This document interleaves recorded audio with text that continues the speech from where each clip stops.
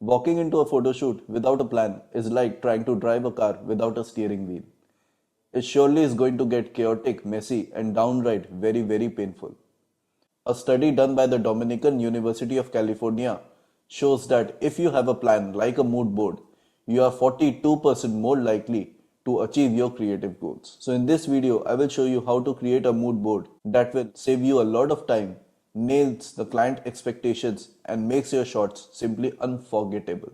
By the way, if you are interested in more photography content like this, please make sure to like this video and subscribe to the channel. The process of creating a mood board usually starts from the client brief.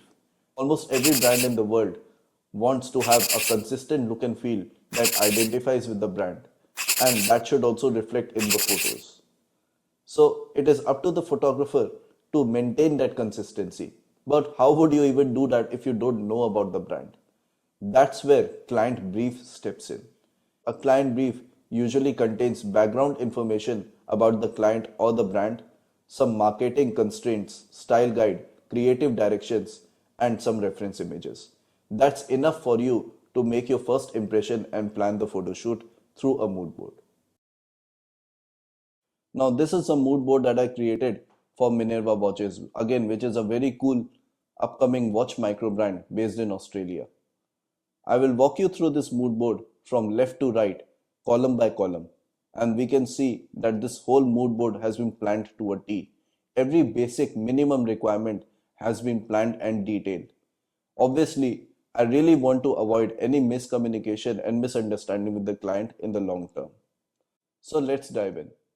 Firstly, we have the shoot details. This includes the date of actual photo shoot, the estimated time of delivery of the deliverables, and the list of deliverables themselves. This is very important contractually so that you and client are the same page. Next are the props. Now, this is no secret that almost all product photo shoots use some kind of props.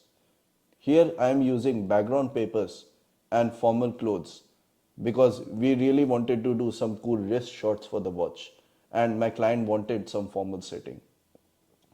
Then comes the background. Again, because the client wanted some formal setting with contemporary and classic look, I went for some neutral colors like grey, white and black. Also, because of this inspiration from Singaporean heritage, I included batik design as a background. Next up is the research that I did for the brand. Now, I really wanted to leave my creative mark and vision on this photo shoot, and that's only going to happen if I deeply understand this brand. So this brand is inspired by Singaporean heritage, but it operates out of Australia. And so in my research, I found a deep connection between the two worlds. It also gave me a sense of the colors that I can use and some creative suggestions that I wrote for the client. Now this is something optional. I do it for my clients, but it's optional for you. Next comes the short list. Now this thing is important. I'm listing all the shots that I'm going to take for the brand, and every shot will have a lot of details, and then all the keywords and inspirations for the brand. Storytelling and a sense of community and people are deeply rooted in this brand's ethos, and so is healthcare and the human body.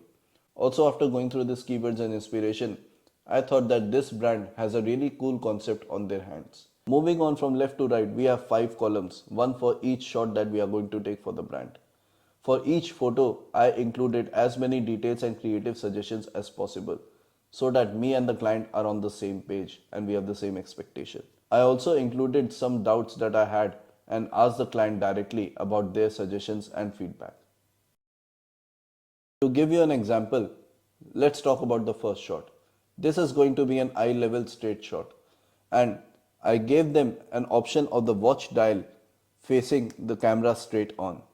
I also gave them an option to place the watch on a particular surface. Like reflection glass. Shots are really popular in product photography, especially watch photography, so I gave them an option as well. Also, because they wanted a more contemporary and classical approach with formal setting, I gave them an option for dark or gradient based backgrounds. If I scroll down, you can see that I have included some reference images for context.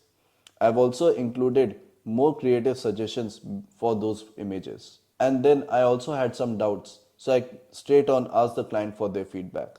I then used similar approach with all the other shots.